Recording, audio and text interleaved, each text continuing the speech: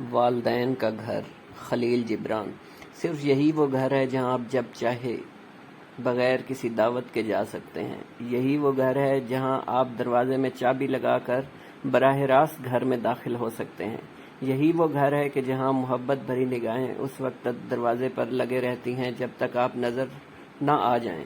یہ وہ گھر ہے جب آپ کو آپ کے بچپن کی بے فکری اور خوشیوں کے دن یاد دلاتا ہے۔ یہ وہ گھر ہے جہاں آپ کی موجودگی اور ماں باپ کے چہرے پر محبت کی نظر ڈالنا باعث برکت ہے اور ان سے گفتگو کرنا اعزاز کی بات ہے۔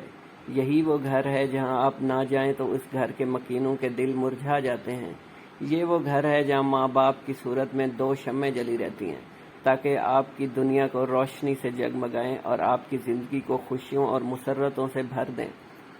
یہی وہ گھر ہے جہاں کا دسترخوان خالص محبتوں سے بھرپور اور ہر قسم کی منافقت سے پاک ہے۔